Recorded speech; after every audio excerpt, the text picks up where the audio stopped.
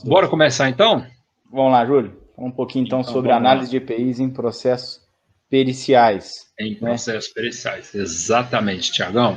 Bom, e aí a gente começa, nós, como sempre, né, nós temos a nossa colinha aqui, né, que o nome bonito é mapa mental, mas é uma colinha, né, uma colinha. Então a gente sempre prepara isso para obedecer uma sequência lógica aí nos conceitos, né? Então vamos lá. Alguns pontos importantes em uma perícia quando a gente está falando da análise de EPIs em processos periciais, né? Primeiro que é o seguinte, o perito ele faz um trabalho semelhante ao de um auditor. Dias atrás eu estava conversando isso com o Álvaro, né? Álvaro Domingues.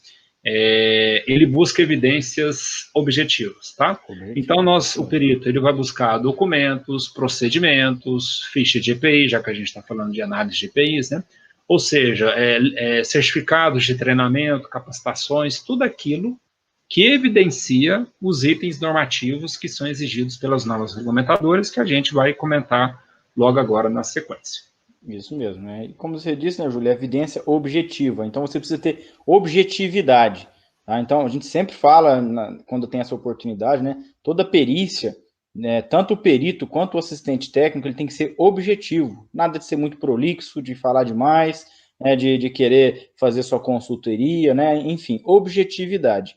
E objetividade, quando a gente está falando de EPI, nos remete à legislação. Né? E qual é a legislação que vai aplicar na perícia quando a gente está fazendo análise de EPI? É a perícia de insalubridade. Insalubridade é a norma regulamentadora 15. Tá? Então, lá na NR15 existe um item da norma que me diz a possibilidade de fazer a neutralização, né, com a utilização do EPI. É o 15.4. Lá no 15.4.1 fala, a eliminação ou neutralização da insalubridade deverá ocorrer, primeiro, com a adoção de medidas de ordem geral, que conservam o ambiente dentro dos limites de tolerância, né? E a segunda opção, que é a letra B, com a utilização de equipamentos de proteção individual. Então, a NR15, ela permite que seja feita a neutralização do agente insalubre ou a redução dele, né, para níveis aceitáveis com o uso de EPI. Exatamente. E aí, já que a NR15 fala isso, né, ela fala sobre o EPI está vinculado lá na NR06, então a gente precisa consultar a NR06, né? O que a NR06 fala no seu item 6.3? Olha só, a empresa é obrigada a fornecer aos empregados, gratuitamente, EPI adequado ao risco, em perfeito estado de conservação e funcionamento, nas seguintes circunstâncias. 2 pontos. Letra A. Sempre que as medidas de ordem geral não ofereçam completa proteção contra os riscos de acidente do trabalho, ou seja, medidas de ordem geral, a gente entende pelas medidas coletivas, medidas de engenharia, né? Letra B. Enquanto as medidas de proteção coletivas estiverem sendo implantadas. E a letra C, para atender a situações de emergência. Então, a NR6 ela já obedece também, é claro, é óbvio, àquela hierarquia, né? Onde primeiro você adota medidas coletivas, depois as medidas ali administrativas e, por fim, a questão dos EPIs, né? E lá no item 6.5 ainda fala o seguinte, que compete ao SESMIT, ouvido a CIPA, ou seja, né, em consonância com a CIPA, e os usuários, é claro, recomendar ao empregador o EPI adequado ao risco existente em determinada atividade. É uma coisa óbvia, mas a gente precisa referenciar esse item da norma. Parece ser óbvio, né, Júlio? Porque a legislação está aí há muito tempo. A NR6 ela está aí há muito tempo, tá? E ela traz essas responsabilidades, tá? Então, a responsabilidade do empregador, a gente precisa preocupar muito com a responsabilidade do empregador, porque na perícia não adianta você cobrar a responsabilidade do empregado, porque já passou, tá? Ali é o empregado que está cobrando uma resposta, né, via financeira de uma falha porventura ocorrida dentro da empresa, né? Então, existem as responsabilidades do empregador com relação ao EPI, que é o 661 da norma. Então, você tiver curioso, busca lá o 661 da norma. Fala, tem que, então, adquirir o adequado ao risco da atividade, ou seja, vou fornecer o protetor auricular para quem está exposto ao ruído. Tá? Vou exigir o seu uso. Tá? Como que você comprova uma exigência de uso? Tá? Através de evidências de DDS, onde você coloca que é obrigatório, através de uma ordem de serviço, sinalização, né, documentações, sim, sinalizações, né, placa, uso obrigatório de EPI, né, sinaliza lá quais são os EPIs, procedimento, né?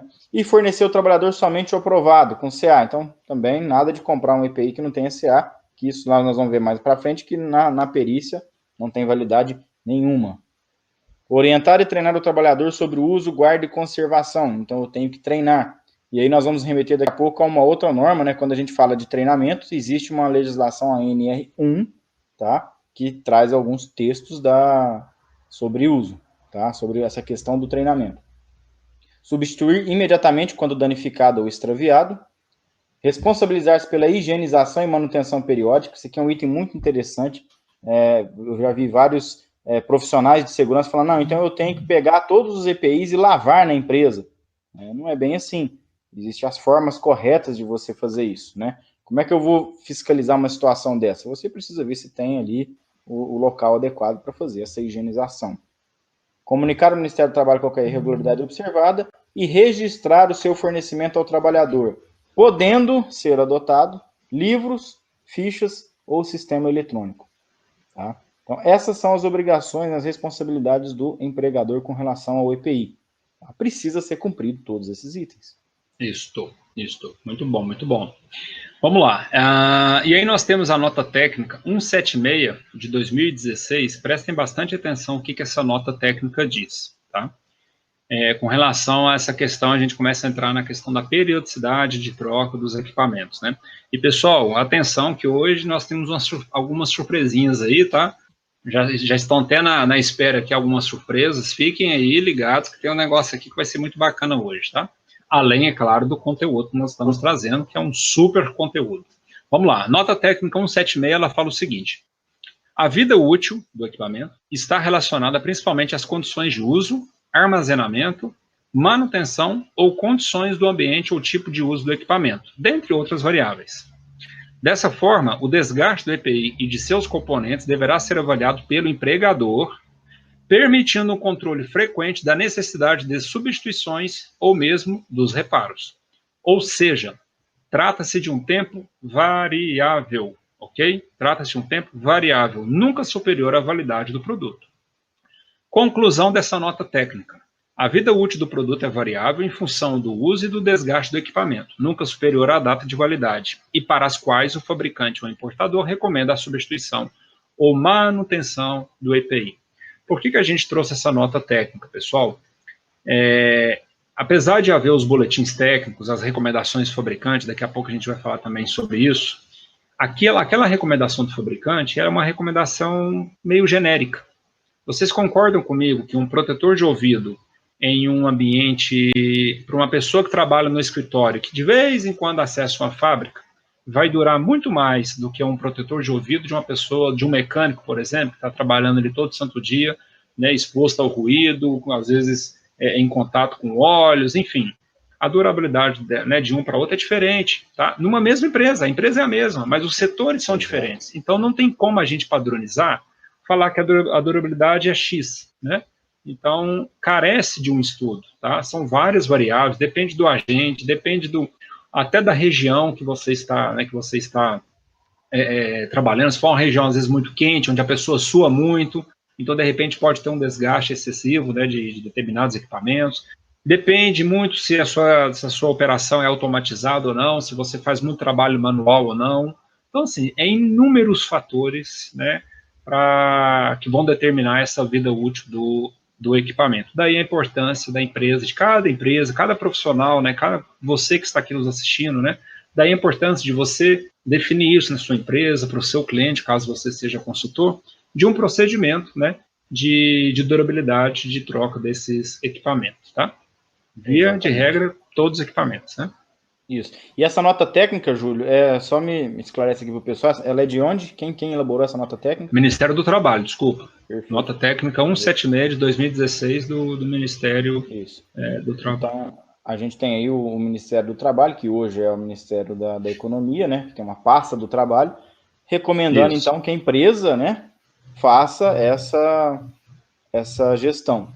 E aí, casado com isso, existe um relatório técnico também da Comissão de Estudo 32 da BNT, né, que é uma comissão que trata sobre ruído, né, trata sobre as questões de acústica, falando da eficácia do protetor auditivo. Tá? É algo bem parecido, né, Júlio, com a nota técnica. Inclusive, ela cita, né, a nota técnica. Então, ela fala, olha, a afirmação de que a atenuação sugerida pelos fabricantes de protetores oculares não leva em consideração as condições adversas do trabalho. Isso está correto. Ou seja, o que ele está dizendo? Isso que você disse aí para cima. O fabricante fala assim, olha, a validade desse EPI, tá, o tempo de vida útil máxima dele é 6 meses. Mas ele não está levando em condição as variáveis do ambiente, né, que são diversas, que é as que você citou. Então, a atenuação sugerida pelo fabricante diz respeito às amostras dos protetores auditivos novos, sem uso, ensaiados em laboratório. Então, mesmo que seja feito aquele teste de NRRSF, né, que é um teste subjetivo, que é mais próximo da realidade do trabalhador, é feito em laboratório, é feito em ambiente controlado. Tá? Então, ela recomenda que a empresa faça também essa estimativa, né? Ela faça esse cálculo. Como é que é feito isso hoje? Existem alguns aparelhos chamados EarFit, né? Que é o mesmo tipo, mesma história de um fit test, né? Que é o que você faz para respiratório, é para o ouvido. Então você coloca aqui um equipamento, né? Que vai fazer a real averiguação da atenuação daquele protetor naquele funcionário. É muito interessante esse equipamento, inclusive. Muito interessante, muito interessante. Então ela fala que a melhor avaliação da vida útil deve ser realizada pelo SESMIT. Então, ninguém melhor do que o SESMIT da empresa para poder definir essa vida útil. As empresas têm particularidades diferentes, como ambientes diferentes, agentes físicos, químicos, biológicos, atividades de trabalho que variam entre empresas e, inclusive, dentro de uma mesma empresa. Então, está casado com aquilo que você citou da nota técnica do Ministério do Trabalho. Perfeito. Não existem ensaios que possam avaliar o prazo máximo de substituição que abranja todas as atividades e situações de trabalho existentes, ou seja, não tem nada geralzão, né? E a determinação da vida útil só é possível de ser realizada em uma determinada empresa, em ambiente restrito e para uma população de trabalhadores específicas. Então, cara, o que essas duas notas, né, o relatório técnico e a nota técnica do Ministério do Trabalho, têm em comum? Está dizendo o seguinte, empresa, faça a sua gestão, que isso está casado lá com a NR6, tá? Faça a sua gestão do EPI. Então, se eu chego como perito em uma empresa e lá tem procedimento de uso, guarda e conservação de EPIs, um teste realizado, né, o processo, todos os estudos feitos dizendo que a validade daquele EPI para aquele setor, um protetor auricular, por exemplo, é de 3 meses e para aquele outro é de 5 meses, eu não tenho embasamento técnico nenhum para contestar aquilo, certo? Desde que seja algo robusto, né? Uma amostragem representativa da população, ou testou toda a população, dependendo do tamanho da empresa, né? Esse é o processo certo, tá? Agora, tem situações que isso não existe, né, Júlio? Diria que em algumas poucas empresas do Brasil que isso não existe, né? Exato. Um outro tópico aqui que nós colocamos é essa questão da recomendação dos fabricantes, né? Então, por ali, já dá para você ter um norte, né? Se você está um pouco perdido. Então, todo equipamento de segurança, né? Costuma, até se você pedir ao fornecedor, costuma vir isso. Uma coisa que eu fazia assim, todos os equipamentos de segurança que eu utilizava na última empresa, né? Nas últimas empresas que eu trabalhei, nós anexávamos numa pasta eletrônica, né? O CA, e junto com o CA, a ficha técnica daquele equipamento. Todos, 100%. Deu trabalho para fazer isso? É óbvio que deu trabalho, né? Mas depois que você mantém isso tudo organizado, fica tudo mais fácil.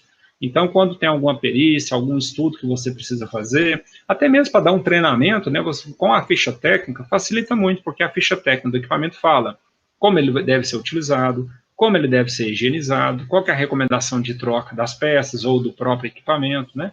Então, essa recomendação, esse boletim técnico, né, do fabricante, ela é importante. Só se atentar para essa questão da durabilidade, porque ali realmente é uma recomendação de forma genérica. Existem várias variáveis, como eu já citei, não vou ficar repetindo, existem várias variáveis que pode fazer com que essa durabilidade seja menor ou até mesmo maior. Isso. Mas aí já fica a dica, né, para você partir de algum lugar. Tá? Então, parta da recomendação do boletim técnico. Minha empresa não tem nada, eu preciso fazer algo desse tipo para poder parar de perder em processos aqui, ou para poder melhorar minha gestão de EPIs. Comece pelas recomendações dos fabricantes e faça os seus estudos. Esse é o início. Tá? E aí, Júlio, nós precisamos registrar esses EPIs. Tá? Então, é outro item importantíssimo. Eu diria que é um dos mais importantes para você comprovar a correta entrega do EPI ao trabalhador, que é a famosa ficha de EPIs. Né? Por que eu digo que ela é famosa, gente? Porque ela sempre dá o que falar. Tá? Por quê? Porque não se lança corretamente. Tá? O pessoal esquece da ficha de EPIs. Eu falo isso sempre nos treinamentos que eu ministro, né, nas palestras, seja objetivo e prático na sua ficha de EPI. Ficha de EPI tem que ser individual, não pode ser coletiva. Então, cinto de segurança, creme de proteção, tudo lançamento numa só. Inclusive, até contar um fato interessante hoje, Júlio, eu acompanhei 2 perícias. Hoje, a perícia da tarde foi uma perícia de aposentadoria. E aí, o que acontece? Eu tive que apresentar as fichas de EPIs de 98, 99, 2000 até 2016. Tá? Até 2015, todas as entregas de EPIs eram coletivas. Ah, como assim, Thiago? Não tinha uma ficha por trabalhador, tá? Era uma ficha de entrega de respiradores e todo mundo ali ia assinando. Ficha de entrega de protetor ocular, todo mundo, todos os nomes ali e o cara assinando, né? E a data. Então, imagina a logística disso. Tá? Então, não tinha uma ficha individual. Meu Deus.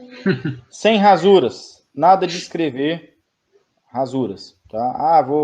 Errei. Então, passa um traço. Usa o danado do Errorex. Esquece Errorex. Se você é da segurança do trabalho, tem um Errorex na sua mesa. Amanhã, quando você voltar para o trabalho, joga fora. Tá? Não corrija nada na segurança. Errou, faz de novo. Tá? O máximo que você pode fazer, uma dica que a gente deixa aí. Você era para escrever botina, escreveu lá luva, tá? Termina o lançamento, já coloca a data de devolução nela, por exemplo, se sua ficha tiver, e dá para ele funcionar. Fala, eu errei, mas já estou colocando que você devolveu. Acabou, certo? Que pelo menos fica algo visual, não rabisca. Não rabisca, não passe Rorex, pelo amor de Deus. Eu te contei a história, né, Thiago? Acho que eu comentei isso na aula ao vivo de ontem, né? Ou foi de segunda, não sei. Eu estou defendendo um cliente, né? Estou como assistente técnico num processo, e analisando a ficha de EPI, tinha lá o Errorex, né? E exatamente em cima dos equipamentos que a gente estava tratando na perícia, ou seja, outros equipamentos não estavam com Errorex, mas o protetor de ouvido e o respirador estavam com Errorex, né? Olha aí. Cara, é evidente, né, cara, o negócio. E aí, só que acontece, o cara passou mal, passou Errorex, mas então eu falo assim, vai fazer cagada? Faz direito, né? Passa direito o Errorex, mas, cara, aí passou meio claro, ficou meio claro e dava para ler. Aí, é claro, né, eu dei o print lá, dando zoom naquela imagem, coloquei no meu parecer e evidenciando, olha, tá aí, apesar da reclamada ter, né, tentado aí, enfim, tampar a durabilidade do equipamento, que ela definiu, a durabilidade, está aí a periodicidade definida. Exatamente. E por fim, com relação à ficha de EPIs, pelo amor de Deus, pessoal, guardem esse documento. Tá? As pessoas falam, eu preciso armazenar só por 5 anos, que é o prazo da pessoa entrar na justiça. Não esqueça da aposentadoria. Tá? Às vezes você vai analisar um caso de 20 anos atrás. Tá? Então, guardem a ficha de EPI na mesma validade que vocês guardam o PPRA. As 7 chaves. As 7 chaves no local adequado, certo? Livre de intempéries, enfim, não descartem a ficha de EPIs. É isso aí.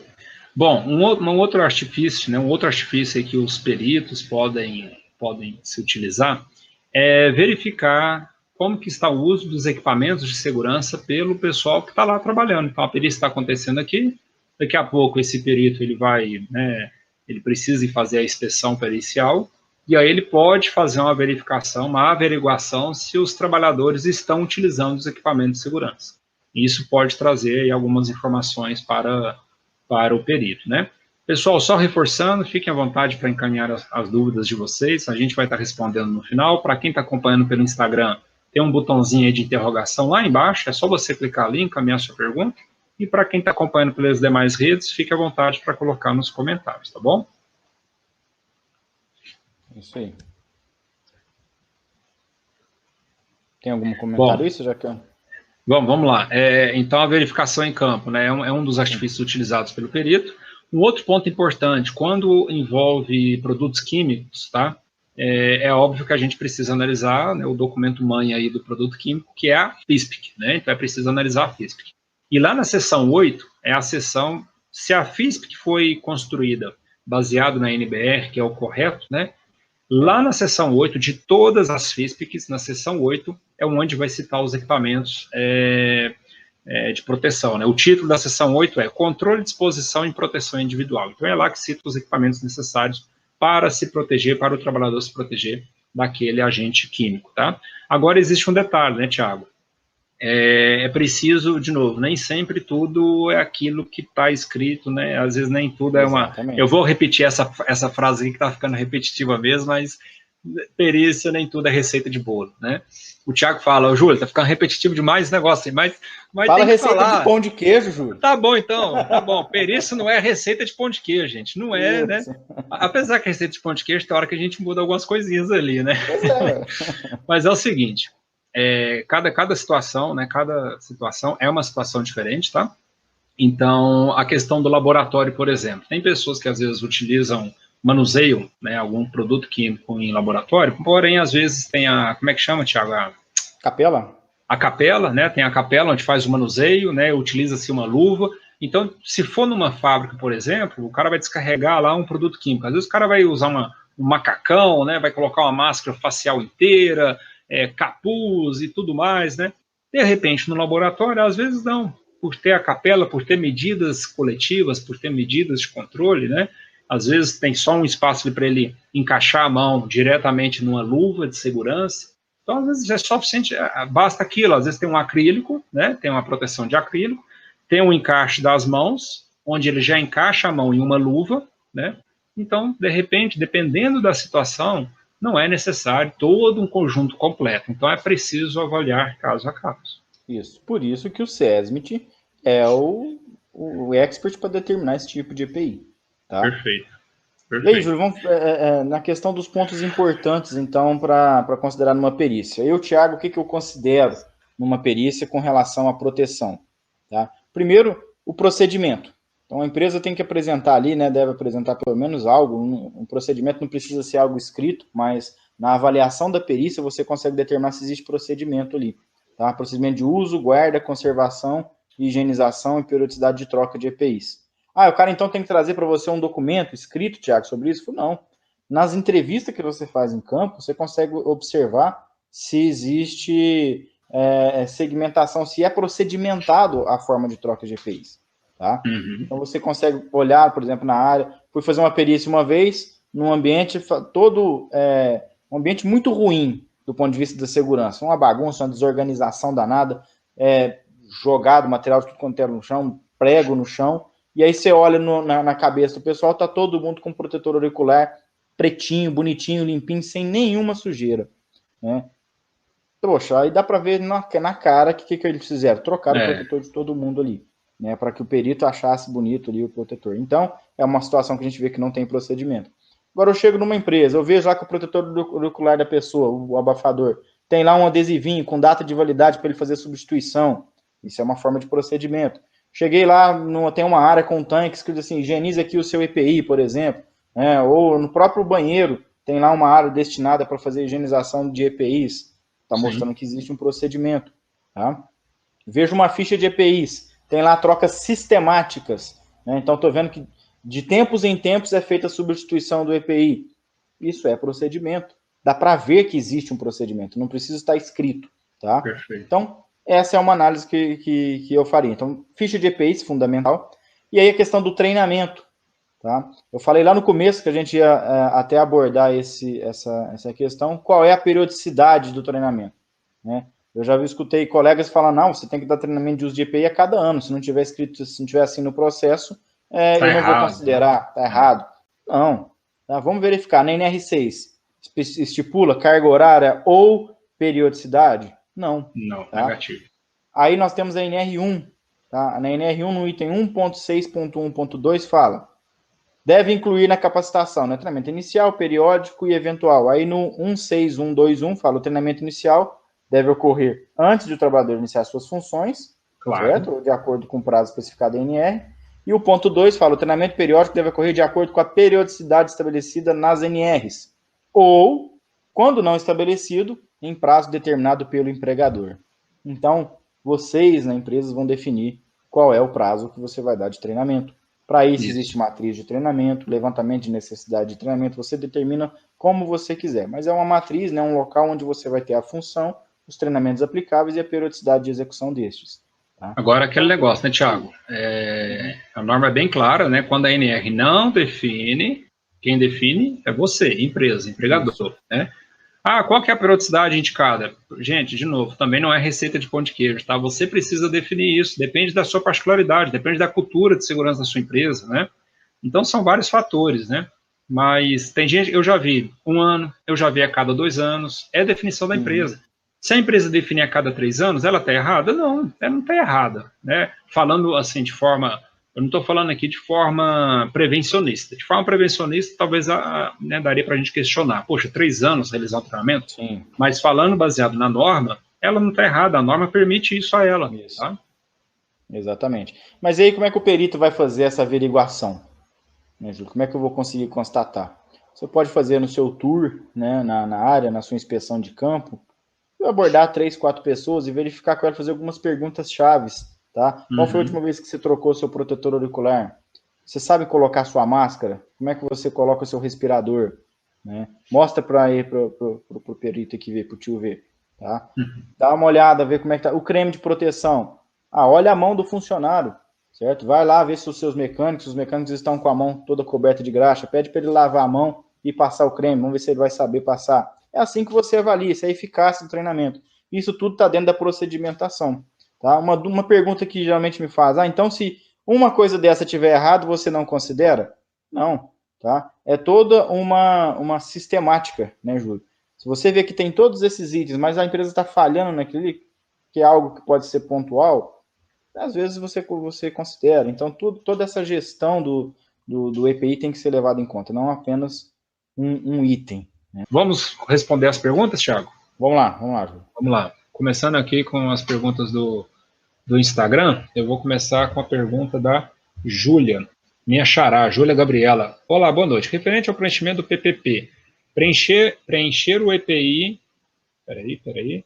Preencher o EPI utilizado. Devo preencher a insalu... Está cortando aqui, ô Júlia. Você conseguiu entender, Tiagão? Referente ao preenchimento do PPP, preencher o EPI utilizado. Devo preencher a insalubridade, será? Não entendi. Se eu estou entendendo bem, ela está colocando, tem aquelas coisas, se o EPI é eficaz, né? Se o EPC é eficaz. Eu acredito que deve colocar sim, aí está perguntando a questão da insalubridade. Primeira coisa que a gente precisa separar, Júlia, insalubridade é uma coisa, é uma legislação. PPP é INSS, Decreto 3.048 é aposentadoria. Tá? Então, nem sempre o agente insalubre vai gerar aposentadoria. Não é a mesma legislação. Tá? Então, pode ser que o funcionário receba o adicional de insalubridade, nem por isso você vai colocar o GFIP 4. Tá? Então, você vai analisar pelo LTCAT que a sua empresa deve ter. Tá? Se ela não tem ainda, você tem que providenciar. Tá? E esse LTCAT vai fazer uma análise para dizer se aquela função, naquela atividade, existe a possibilidade de aposentadoria especial. Se sim, você põe no GFIP 4 lá. E faz o recolhimento, tá? Não é só informar, você tem que recolher. Pergunta da Isabel. DDS serve como treinamento de EPI? Isabel, no meu entendimento... Isabela, no meu entendimento, sim. DDS, desde que formalizado, né? É o seguinte, existem inúmeros estudos que falam o seguinte, se você coloca uma turma de pessoas numa sala e dá 8 horas de treinamento, cara, passa 1 hora, esse cara já não está conseguindo mais raciocinar, né? Então, de grão em grão a galinha não enche papo, não existe o ditado. Então é isso, de grão em grão, né, de DDS em DDS, os funcionários são conscientizados. Eu entendo isso, quando o DDS é bem aplicado, né, porque tem DDS que é para cumprir tabela. Então, quando o DDS ele é bem aplicado, ele é um baita de um treinamento diário. Então, todo dia os funcionários recebem uma dose diária de alguma orientação, então é válido sim. Certo, Thiago? Discorda, concorda? Concordo perfeitamente, é isso mesmo. Show. Vamos lá, continuando as perguntas. Solução, treinamentos. Participei de uma perícia semana passada como assistente técnico, no qual a perícia durou 18 minutos apenas. Meu Deus. Pessoal, tá cortando aqui, eu sinceramente estranho, é bom, mas não é, porque o texto fica muito limitado, né? Enfim, eu acredito que ele vai, acho que, não sei se tinha mais alguma continuação aqui, parece que tinha, né? Mas não é o ideal, né? Não é o que a gente recomenda para os nossos alunos, né? Depende muito, né? Só se for... Assim, eu nunca fiz perícia de, sei lá, abaixo de 1 hora e meia, não. Nunca fiz. Geralmente as minhas perícias é de 2 horas, 2 horas e 30, 3 horas. Já teve perícia de 4 horas, né, Tiagão? Então, eu realmente o detalhe, gente. Assim, eu faço de tudo para que depois as partes não entram contra, né? Não entram impugnando o meu laudo. Então, eu tento realmente fazer um negócio bem técnico mesmo. É claro que se alguém perder a parte prejudicada, às vezes acaba querendo impugnar o laudo, mas quando o seu laudo está bem feito, é difícil alguém impugnar, né? Isso mesmo. Seja reclamante, seja reclamado. Exatamente. Vamos lá, Tiagão. Faz diferença em perícia a utilização de protetor plug ou concha? Não. Inclusive, faz a diferença na gestão. O protetor tipo plug, ele vai ter uma durabilidade menor, né? O abafador pode ter a maior, os cuidados com o plug são diferentes do abafador, mas enfim, os dois têm a mesma atenuação. Eu já escutei muito isso. O ruído aqui é muito alto, então eu não dou o plug, eu dou o abafador, eu dou o concha, que ele é melhor. Cara, a forma de atenuação deles é diferente, mas a eficácia e a eficiência pode ser a mesma, dependendo do ambiente. Então, às vezes, o plug tem um nível de atenuação NRRSF maior do que o abafador. Tem abafador que é 14 decibéis, tem plug que é 21. Então, muito cuidado com isso, tá? Você vai ter que ter só a gestão correta para cada tipo de EPI que você fizer o seu fornecimento. Perfeitamente. Solução Treinamentos pergunta: é obrigatório o CA constar na ficha? Tenho problemas com fichas sem CA antigas. Bernardo Brito. Bernardo, na minha opinião é o seguinte, aí o Thiago pode discordar também, e aqui é assim mesmo, viu, gente? Aqui a gente às vezes discorda e tá tudo certo, né? A gente é amigo, mas a gente discorda, e muito, hein, Thiago? Com certeza. Eu falaria o seguinte, lá no item 661, a gente até comentou aqui na live, né? Na letra C, ele fala o seguinte: forneceu, compete ao empregador com relação ao EPI. Na letra C, forneceu ao trabalhador somente o aprovado, ou seja, aquele que possui o CA. A norma fala que tem que ser na ficha de EPI? Até hoje eu não vi isso escrito, né? Então você pode ter isso controlado de uma outra forma, mas eu vou te falar uma coisa, vai dar um trabalho do caramba, né? Então, geralmente, 99% do que eu conheço, das empresas que eu já vi, etc., isso é controlado pela ficha de EPI. Tem uma coluna onde você lança o CA. É necessário? É necessário. Qual que é o protetor de ouvido? Vamos pegar o exemplo do ruído aqui, que fica fácil para todo mundo. Qual que é o protetor de ouvido que você está fornecendo para ele? Qual que é o NRR dele? Qual que é o nível de redução de ruído que você está oferecendo para esse trabalhador? Será que esse protetor ele é eficaz para esse ambiente que você possui aqui? Como é que você comprova isso? Através do CA. Exato. O CA tem essa informação, né? E assim segue para os demais equipamentos, né? Então, na minha visão, né, o melhor local realmente é a ficha de EPI. Concordo com você, Júlio. Tem que ter o CA na ficha de EPIs para você verificar a qualidade, né, as características, na verdade, as características daquele EPI. Principalmente se a gente vai falar de protetor auricular. Perfeito. Vamos lá, continuar as perguntas. Pergunta aqui do Rafael, da Mata. Pode repetir qual o documento que fala sobre a eficácia dos protetores auriculares? É um estudo, Rafael, é o relatório técnico da Comissão de Estudo 32 da ABNT, eficácia do protetor de ouvido, tá? Então, relatório técnico da Comissão de Estudo 32 da ABNT. Rafael, se fizer contato comigo no privado aí, eu te mando essa legislação pronta. Essa legislação não, esse relatório técnico. Tá? Vamos lá, Tiagão, pergunta da Cristiele, grande Cristiele, de Araxá, araxaense, minha conterrânea. O que é pior na opinião de vocês? Definir vida útil de EPI e não cumprir data de troca ou não definir? Boa pergunta. Com certeza, a primeira. Se a empresa falou que vai fazer daquela forma e não fez, aí descumpriu o procedimento, tá? Então aí, para mim, já está descaracterizado a gestão do EPI. Ela não está conseguindo ter gestão. Se a empresa não tem isso definido, ela obriga que o perito faça aquela análise de campo, faça toda a comparação. Então pode ser que nisso a empresa às vezes tem a gestão, tem o procedimento, mas nem sabe que tem. Ela entrega com uma certa periodicidade, o pessoal utiliza, tem o treinamento, ela só não consegue reunir tudo isso aí num documento. Então, é preferível fazer a entrega prática, tá, do que escrever e não ler. Eu tenho uma frase lá, eu escutei isso a vida inteira, né? Escreveu, não leu, o pau comeu, né? Os pais da gente falavam isso pra gente, né? Então, sim. Falou que vai fazer, filho, faça. Não tem... Faça. Pergunta do Gabriel: hoje existe empresas de digitalização e arquivo de documentos. Já usaram isso em perícia? É válido? Ótimo, Gabriel, ótimo, e você está bem atual, hein, rapazinho? Você está comendo comida japonesa e está bem atual, né? Na verdade, não é tão atual assim, né, gente? Isso já existe há algum tempo, empresas que são empresas responsáveis por guardar os seus documentos, né? Isso existe já há algum tempo, mas para muitas pessoas isso é novidade.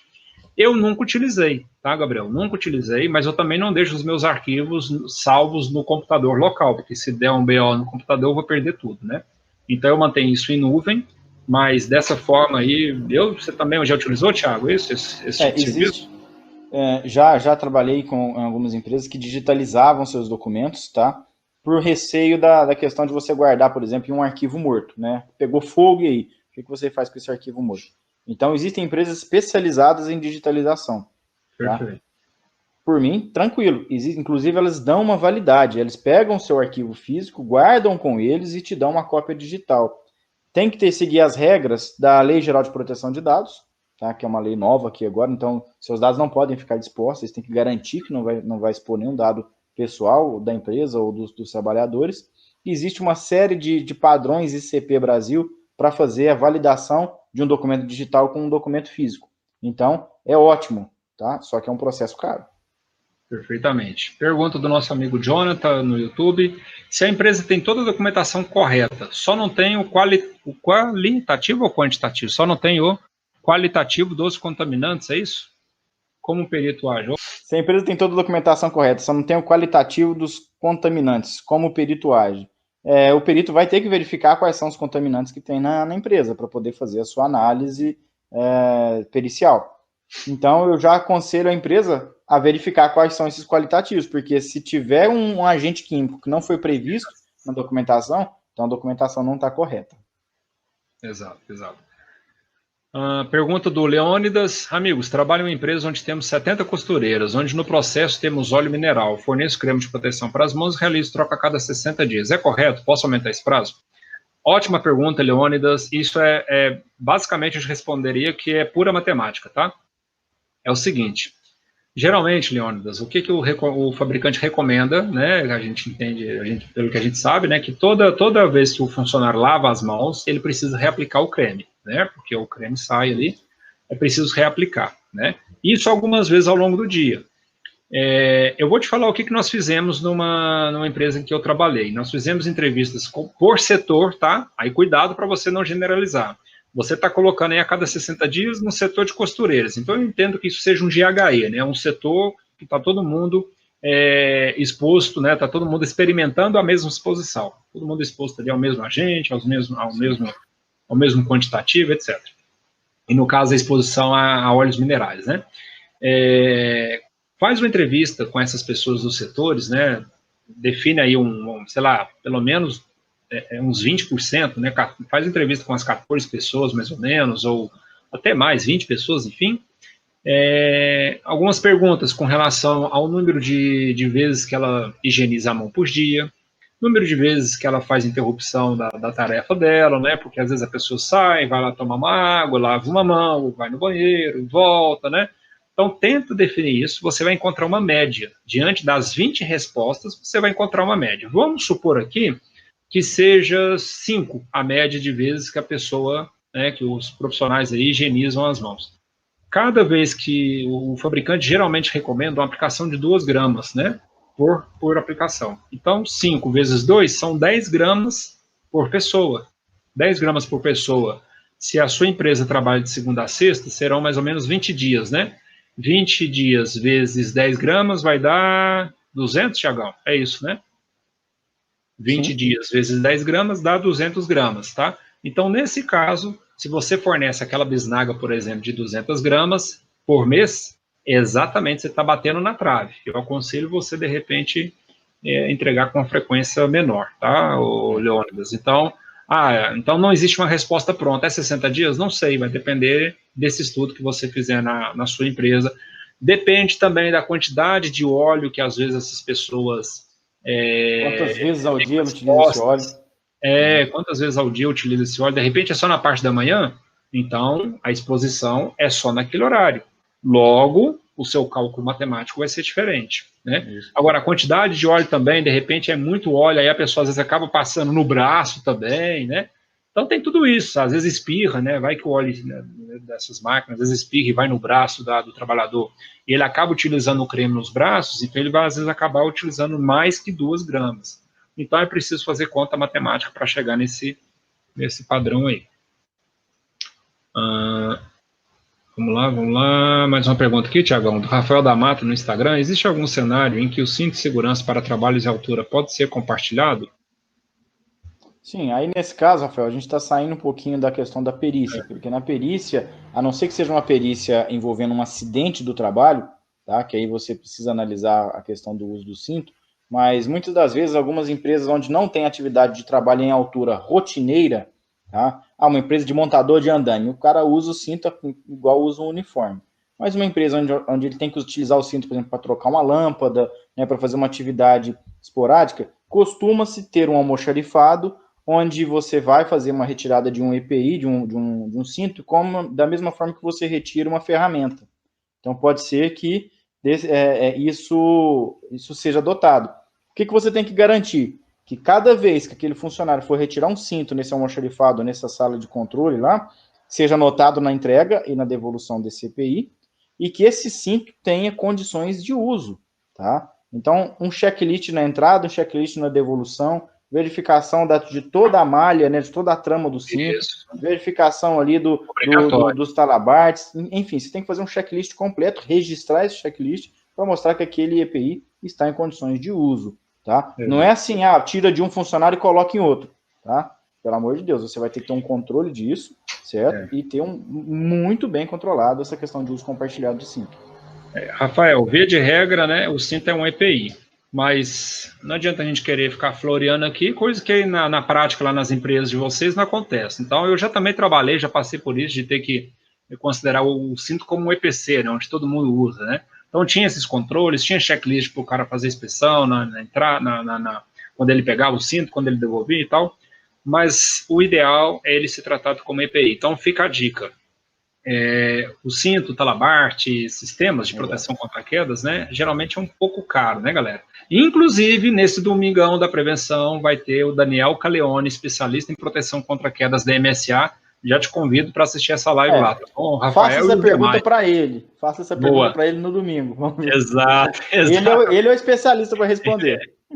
Ele é, mas é via de regra, vai comprando aos poucos, tá, Rafael? Se você for fazer um pedido de compra lá, uma ordem de compra, vou comprar 40 cintos de segurança, talvez sua empresa não vai liberar. Depende do budget que você tem aí, né? Depende da grana que você tem. Se você tem condições, já compra logo um para cada um. Se não tem condições, vai comprando aos pouquinhos, de modo que daqui a, sei lá, um ano, né? Às vezes na segurança do trabalho as coisas a gente tem que ir devagarinho para chegar no nosso objetivo final. Daqui a um ano você conseguiu resolver essa sua situação, tá? Vamos lá, pergunta do Irã. Tiago, grande Irã, um abraço. Opa. Vou fazer treinamento para gerentes do modelo matemático de gestão de EPI. Legal. Tá dando um spoiler do curso aí, Júlio. Né, que a gente fala, num dos itens do curso, nós falamos lá de uma gestão, né, um modelo matemático para você mostrar a eficácia, né, do sistema de uso de EPIs. Exatamente. Continuando algumas perguntas aqui, pergunta do Ney Pinheiro. O perito deve verificar se o EPI prescrito no PPRA é o mesmo usado pelo trabalhador? Ney, perfeito. E aqui fica uma dica, pelo menos os PPRAs que eu faço, eu não defino, eu já vi muito PPRA com EPI com o CA. Eu não gosto desse modelo, porque depois você troca, né, o EPI, você troca o CA, seu PPRA está, né, obsoleto. Então, eu remeto, no PPRA eu coloco, eu gosto muito do que chama mapa de EPIs. Então, no PPRA eu coloco, verifique o mapa de EPIs da função ou do setor, ou desse GHE, e aí eu tenho um mapa de EPIs, que geralmente fica no setor, e lá tem lá os processos versus os equipamentos que são obrigatórios, ou opcionais, ou não obrigatórios, enfim. Então eu faço dessa forma. Mas respondendo então a sua pergunta, né? Sim, o perito geralmente ele verifica o PPRA e o que você está fornecendo para o trabalhador. Se você colocou no documento PPRA que você vai fornecer aqueles EPIs, é claro que precisa ser checado se esses equipamentos estão sendo fornecidos, certo, Tiago? Exatamente. E o Jonathan colocou que ele tinha errado na palavra, é quantitativo, né? Então, se a empresa tem toda a documentação correta, só não tem um quantitativo dos contaminantes, como o perito age? Tem que medir, Jonathan. o que a gente não vê, infelizmente, né? Às vezes os peritos acabam utilizando do documento da empresa, mas nesse caso da sua pergunta, poxa, nem no documento da empresa não tem. Ele tem que medir e ponto final, sim, tá? Agora, existem algumas situações, né, Tiago? Por exemplo, no caso de químicos, que às vezes tem um custo alto, demora, né? Aí, geralmente, o perito peticiona para o juiz, né, para que as partes, enfim, ambas as partes possam custear, né, o valor dessas avaliações químicas para que o trabalho do perito possa ser conduzido, né, Tiago? Com certeza. Sempre essa questão. Os químicos sempre geram uma polêmica para o perito, né? A reclamada acha, tem que avaliar. Enfim, isso a gente até aborda no curso. Você precisa saber o que você tem que procurar. Às vezes o cara fala, eu vou fazer uma varredura de vapores orgânicos aqui como perito. Você vai gastar aí R$700 só em uma coleta. E você quer analisar o quê? Né? Então você precisa, como perito, definir exatamente o que você precisa avaliar. Tá? Eu vou fazer uma avaliação de poeira com sílica. Poxa, mas será que a atividade ali tem a sílica na sua composição? Existe esse risco realmente? Às vezes a pessoa vê um monte de pó no ambiente, a aerodispersóide, mas não vai entender o que é a composição daquele aerodispersóide. Então, entenda isso primeiro, não saia gastando dinheiro fazendo avaliação. Já a empresa, se ela não fizer avaliação quantitativa, ela está sujeita às fiscalizações.